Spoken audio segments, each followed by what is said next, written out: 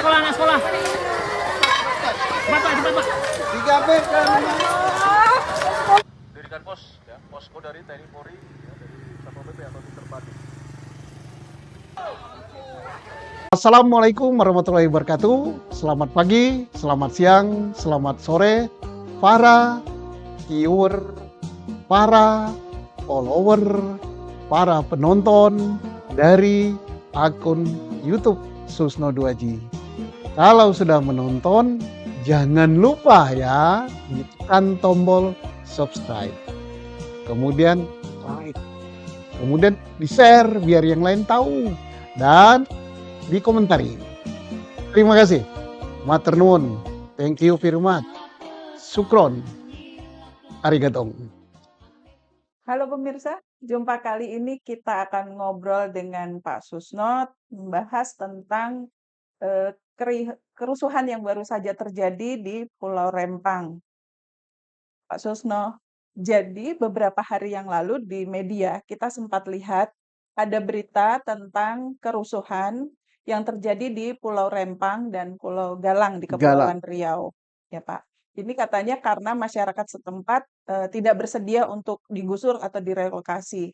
Sebenarnya kan masalah gusur-menggusur ini sudah sering ya Pak ya, Sering Indonesia ya. dan banyak ributnya gitu. Betul. Jadi kalau kita mengkhususkan tentang yang kejadian di Pulau Rempang, sebenarnya apa sih Pak yang terjadi? Pertama, Pulau Rempang dan Pulau Galang ya, itu kan sudah dihuni oleh suku bangsa Indonesia yaitu suku Melayu Ya. yang menempati kedua pulau dan pulau-pulau di sekitarnya sudah ratusan bahkan mungkin ribuan tahun ya turun-temurun jauh sebelum Indonesia ini ada. Indonesia belum ada gitu. Mereka sudah ada, sudah menempati itu. Nah, karena dia sudah menempati tanah warisan nenek moyangnya, maka mereka merasa memiliki dan memang milik mereka karena pengakuan adat terhadap kepemilikan mereka itu luar biasa gitu. Nah, mungkin ya karena pemerintah belum memberikan penjelasan yang lengkap ya. Kalau kita dengar dari suara-suara dari masyarakat situ bahwa mereka merasa digusur gitu, digusur disuruh pergi dari tanah tumpah darahnya yang sudah ditempati turun-menurun oleh nenek moyangnya ke suatu tempat. Mereka mempertanyakan bagaimana mereka mencari hidup, kebun, sawah, kemudian termasuk perumahan dan lain sebagainya. Dan mungkin juga pihak swasta sudah menyiapkan itu, tetapi sosialisasinya yang tidak lengkap atau belum cuin gitu, belum klub gitu. Ya. Belum klub dari pihak masyarakat yang menempati yang akan dipindahkan ke suatu lokasi itu belum menerima apa yang ditawarkan. Dan bisa jadi yang rundingan mengaku tokoh masyarakat mengaku apa adalah bukan mewakili masyarakat ini. Ya mungkin calo-calo ya. Yang setuju calonya mereka nggak setuju gitu. Nah, tahu-tahu pemerintah menerbitkan izin atau menerbitkan sertifikat HGU atau apa kepada yang mau mengembangkan. Ya pengembang terima saja gitu karena merasa bahwa sudah mengantongi izin dari pemerintah yang sah, sudah dapat sertifikat gitu. Tapi tidak dilihat bagaimana sertifikat itu bisa terbit gitu, apakah sah apa enggak gitu. Kalau dilihat secara formal ya mungkin sah ya, sertifikat sudah ada gitu kan, dicap, ditandatangani oleh yang berwenang gitu kan. Terus ganti rugi mungkin sudah terbayar, terus izin untuk bangun itu, izin lingkungan dan sebagainya. Karena Indonesia ini kan banyak sekali izin ya. Mungkin sudah ada gitu, mungkin ya. Tapi saya belum tahu. Setelah mau dilaksanakan ya nggak bisa karena masyarakatnya nggak mau bergeser. Nah ini ada something wrong. Ya something wrong itu apa? Ini masalah sosial gitu. Masalah sosial itu tidak satu tambah satu langsung dua, tidak empat kurang tiga langsung satu gitu loh. Ini banyak, tidak segampang itu ya. Apalagi untuk menggeser masyarakat yang sudah bermukim di situ. Kalau menurut saya sudah ribuan tahun gitu dan itu milik sah mereka. dulu mereka daripada Indonesia. Indonesia belum ada kok. Mereka sudah gitu ya. Iya. Jadi kalau, kita simak lagi dari berita tersebut, sebetulnya izin untuk mengembangkan ini kan sudah lebih dari 10 tahun kalau saya nggak salah ingat ya, Pak. Tapi kenapa kok sekarang jadi kesannya seperti tiba-tiba gitu, Pak?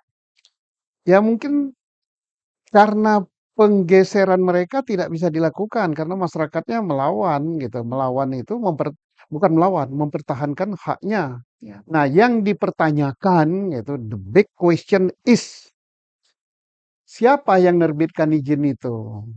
Izin pengembangan itu. Siapa ini yang perlu diperiksa? Siapa yang menerbitkan sertifikat itu? Ya tentunya kalau dijawab dengan gampang saja, oh yang berwenang, sudah sesuai prosedur. Nah, Ya bagaimana prosedurnya? Ini prosedurnya bukan prosedur masang mesin jet, bukan prosedur masang mesin sepeda motor. Prosedurnya itu kan hadapi masyarakat yang jumlahnya ribuan ya kalau nggak salah ya. Ya, apakah masyarakat ribuan pemilik tanah turun-temurun itu, walaupun mungkin sertifikatnya nggak ada ya, mereka iya, mungkin nggak ngantongi sertifikat ya. Jangankan sertifikat, mungkin apa namanya surat selembar pun nggak punya. Tapi itu harus diakui itu warisan nenek moyang mereka yang sudah ribuan tahun kepada ini. Negara harus mengakui, negara belum ada itu sudah ada kok. Jadi ada sesuatu yang belum beres. Panitia ganti ruginya dan pemerintah yang menangani ini. Nah, ini bukan Pak Presiden yang salah, ini anak buah Pak Presiden yang di bawah gitu. Mungkin potong jalur, potong jalur. Nah, inilah tugas pemerintah di Jakarta. Tugas pemerintah pusat adalah dicek dulu semua dokumen-dokumen yang ada. Bagaimana bitnya apa ya? Aku saya nggak tahu HGU apa itu. iya, Bagaimana terbit izin itu? Apakah potong kompas? Apakah nggak beres? Ya, kalau nggak beres ya aparat yang menerbitkan itu yang harus ditindak. Ya bukan salah Pak Presiden, bukan salah Pak Menteri ya, aparat yang di bawah. Nah itu harus dicek karena tidak segampang itu menggusur, memindahkan ya bahasa halusnya memindahkan ya atau iya, merelokasi. Tapi kalau memindahkan relokasi itu tidak masalah mereka everybody happy, semua senang. Tapi kalau tidak senang ini ada yang ribut, ini namanya mereka namakan kemarin kalau nggak salah gusur ya. iya, gitu. Kami digusur, bagaimana penghidupan kami? Bagaimana kami cari makan? Bagaimana? Nah, berarti ini bagaimana itu yang tidak terjawab. Dan pemerintah provinsi, apalagi pemerintah pusat, jangan sampai berdalih, wah itu dokumennya sudah lengkap, perizinan sudah lengkap. Kemudian ada provokator. Nah ini celaka lagi nih. Iya, Melimpahkan kesalahan kepada provokator. Jangan.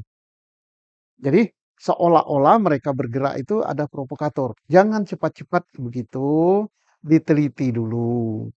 Yang bereaksi itu siapa dan apa. Dan balikkan ke diri sendiri. Kecuali orang-orang yang elit pemerintah negeri ini adalah orang yang lahir di kota metropolitan Jakarta, Surabaya atau apa-apa, mereka tidak pernah tinggal di desa. Kalau saya tinggal di desa, iya, anak kampung, dan kebetulan suku saya di Sumatera Selatan itu sama dengan orang Rempang Galang ini Melayu. Kami itu Melayu, bahasanya sama, juga. Sama dengan Malaysia, ya, sama dengan Johor, Riau. Itu menyebarnya sampai ke daerah kami di Pagar Alam, Lahat. Itu kami bicaranya juga. Kemana, ndak kemana, cikgu. Itu kita satu bahasa. Nah, sudah menempati begitu, bayangkan ya, sudah menempati di desa, nggak ada sertifikatnya, boro-boro sertifikat, surat pun nggak ada. Tetapi kepemilikan itu diakui oleh seluruh masyarakat adat itu. Wah itu tanah Pak ini, yang itu tanah cucunya, sampai ke tanah cucunya hafal dia warisnya. Nggak pernah terjadi ribut masalah itu. Batas pun nggak ada batas apa itu, yang semen-semen itu. iya. Hanya pohon dari mana? Dari pohon kelapa itu ke pohon sana, dari sungai itu ke situ. Itu nggak ribut. Tapi sekarang nggak tahu lah. Sudah pakai batas, pakai GPS, ada surat gitu, rebutan tanah gitu. Berantem. Jadi artinya masyarakat asli itu meskipun mereka tidak mampu atau belum mempunyai, bukti kan kalau zaman sekarang ini kalau dikatakan legal, syah itu kalau dia punya sertifikat ya Pak, sertifikat baik tanah maupun bangunan. Jadi untuk masyarakat asli ini meskipun mereka belum mempunyai itu, harus diakui kedudukannya dan keberadaannya dong ya Pak? Ya harus diakui, masyarakat adat diakui. Kalau tidak ngakui itu undang-undang tentang pertanahan, saya belum baca lengkap ya. Undang-undang pertanahannya itu yang nggak beres, Ya. yang harus diperbaiki. Ya siapa yang buat undang-undang itu? DPR sama pemerintah. Mereka harus ngakui itu. Saya katakan tadi, Indonesia ini belum ada. Ya. Masyarakat adat itu sudah ada. Nah, seperti masyarakat Papua, masyarakat Dayak, masyarakat apalah termasuk masyarakat Jawa dan sebagainya. Ini masyarakat adat, belum ada Indonesia. Ada kerajaan Mataram dulu ya. Kalau di Sumatera ada kerajaan Lingga, ada kerajaan Sriwijaya, Sriwijaya kuno ya, yang Buddha dan sebagainya. Nggak ada sertifikat zaman dulu. Tapi pengakuan atas kepemilikan tanah itu ada, turun-temurun. Nah, setelah lahirnya Indonesia, tanah itu nggak boleh dirampas dong. Ya. Masing-masing daerah ini kan menyerahkan kedaulatannya kepada republik ini. Menyerahkan kekayaannya pada republik ini. Misalnya di daerah saya ada tambang batu bara, ada tambang emas, ada tambang minyak. Kita serahkan kepada pemerintah pusat untuk dikelola, untuk kemakmuran bersama seluruh warga Indonesia, bukan oleh warga kampung saya saja. Ya. Tapi harus diingat itu bukan asal-usulnya pemerintah pusat. Pemerintah pusat belum ada. Yang ada adalah masyarakat adat. Jadi siapa? Yang punya emas itu ya masyarakat adat situ. Yang punya batu bara ya mereka. Yang punya hutan ya mereka. Yang punya kayu yang mereka. Das milik mereka. Semua milik mereka. Nah, karena kita membentuk Negara Kesatuan Republik Indonesia oleh Founding Father, kita bersama-sama mengusir penjajah, berdirilah negara Indonesia ini. Kemudian ini kedaulatan atau kuasa pengolah ini mengolah tanah, mengatur masalah tanah, kita serahkan kepada pemerintah pusat. Silakan diatur yang baik. Masalah kekayaannya silakan diatur baik oleh pemerintah pusat, tapi jangan mensyaratkan pemerintah pusat. Penjajah saja tidak gusur kan. Ya. Jadi saya miris gitu melihat teriakan masyarakat adat Melayu itu. Wah, kami ini dijajah oleh. Nah, orang sudah merdeka kok dijajah. Mestinya dengan kita bersepaham membentuk negara Republik Indonesia, mereka terlindungi gitu. Dilindungi haknya terutama. Dilindungi masalah untuk mendapatkan kesejahteraan, mendapatkan keadilan, mendapatkan pendidikan lain-lain dengan mengelola sumber daya yang ada. Nah, sumber daya itu punya kita bersama. Ya, cara ngaturnya gimana yang adil? Yang adil tentunya diatur ya tidak bagi rata seperti itu kan. Bagi daerah yang menghasilkan, maka dia akan mendapat jatah lebih besar. Misalnya ada minyak di situ. Kabupaten yang punya minyak itu bagi hasilnya lebih besar dan sebagainya. Nah, termasuk itu tadi apa tanah. Ya, masyarakat adat jangan lagi berdalih misalnya yang nerbitkan sertifikat atau Pemda setempat ya. Ini Pemda setempat ya yang tahu persis kearifan lokal. Jangan Pemda setempat justru jadi kaki tangan gitu. Wah, ini dia tidak ada sertifikat. Haknya nggak ada. Nah, turun sertifikat, dia kalah. Nah, ini namanya otaknya nggak dipakai gitu. Jadi wajar kalau rakyatnya merasa bahwa dia dijajah. Ya memang dari dulu begitu kok. Nggak ada sertifikat, nggak ada apa-apa. Nah, kalau mau disertifikati, silakan mereka dibimbing. Jangan dipungut biaya. Pak Jokowi, Presiden kan sudah demikian bagus kebijakannya. Ada perona, diukur, diinikan terbitkan sertifikat. Jangan sampai buat sertifikatnya, mana buktinya bahwa ini tanahmu. Emangnya zaman dulu nenek moyang kita pakai surat-surat kan enggak kan? Jadi itulah perlunya aparat yang bijak supaya kearifan lokal ini dipedomani. Harusnya, solusinya menang dan menang ya Pak, bukan kalah dan menang Iya, ya. iya. Pemerintah, masyarakat ya, Iya. masyarakat adat ini sudah demikian mengalah. Silakan diatur. Iya. Masalah tanah silakan diatur oleh pusat, pemerintah. Masalah kekayaan alam silakan diatur, tapi tolong lindungi kami dari penjajahan bangsa asing, dari ancaman bangsa asing. Nah, jangan sampai justru ancaman dan bahaya itu datang dari dalam sini. Ya, artinya lindungi. Pengusaha perlu, karena pengusaha inilah yang menghasilkan pajak yang membangun republik ini. Nah, siapa yang mengatur supaya kepentingan rakyat yang memiliki tanah dan kekayaan alam bersama kepentingan pengusaha ini bisa mix gitu, bisa klub. Ya pemerintah, ya pemerintah daerah yang paham mengaturnya. Ya swasta nggak salah, buru-buru swasta dalam negeri. Yang kita undang swasta luar negeri pun kita undang kok. Ayo datang ke sini, bangun Indonesia supaya kamu bayar pajak dan sebagainya. Ya, Ya, dari pernyataannya Pak Jokowi juga menyampaikan bahwa sebetulnya untuk para penduduk ini sudah dapat, boleh kita bilang ganti rugi ya Pak. Mereka mendapat tanah seluas 500 meter dan bangunan rumah dengan tipe 45. Tapi kenapa masih ada bahasa kami digusur, kami diusir gitu Pak? ya berarti dalam proses apa namanya pengganti rugiannya atau ganti untungnya itu nggak beres gitu Ya. kan. Nah nggak beres tuh kenapa? Ya mungkin ada calo, mungkin perundingannya nggak mantap, mungkin ada hal-hal yang tidak sampai ke mereka, mungkin hanya dipikirkan masalah ganti rugi tanah dan ganti rugi untuk rumah dan sebagainya, tapi tidak memikirkan bagaimana kehidupan mereka ke depan. Karena mereka kan meninggalkan ladang, meninggalkan kebun, meninggalkan sawah, meninggalkan kolam tempat mereka mencari ikan dan sebagainya. Itu harus dipikir. Ya. Ya karena diganti kalau cuma diganti tanah kosong, Suruh garap gitu. suruh Nah, garap. ya mau Modalnya lah. dari mana ya Pak? Iya.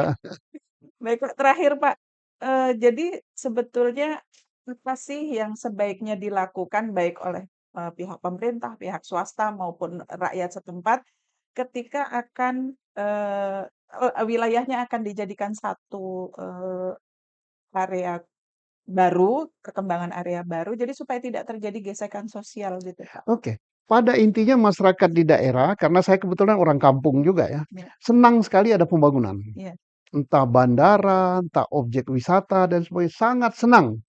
Rebutan tanahnya itu untuk diganti rugi. Tapi caranya yang beres gitu ya. ya. Oke, tanahnya diganti rugi. Harganya dirunding kayak orang dagang. Jangan dipaksa harganya sekian. Ya enggak lah. Mau segini nggak mau Oh, sebelah jangan gitu. sampai nanti kamu menghambat pembangunan. Ya, Ini kamu nanti apa namanya? Ekstrem kiri, ekstrem kanan. Udah selesai masalah itu. ya. Itu masalah pemerintahan otoriter. Sekarang di negara demokrasi tidak bisa gitu. Oke, rundingan. Hak kamu kalau dijual berapa? Pasaran di sini berapa? Negara itu bukan alat pemaksa untuk ngambil hak orang. Setelah setuju, ya udah dibayar. Kemudian nanti pikirkan juga untuk kehidupan ke depannya gimana. Ada kebunnya, ada sawahnya, ada misalnya tempat dia melaut kalau dia nelayan.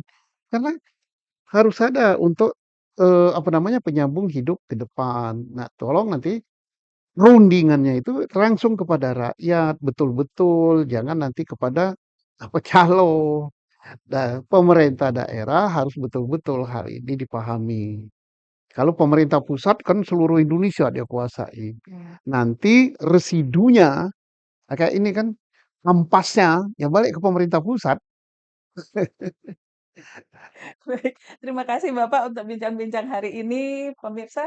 Sampai jumpa lagi. Wassalamualaikum warahmatullahi wabarakatuh. Waalaikumsalam warahmatullahi wabarakatuh.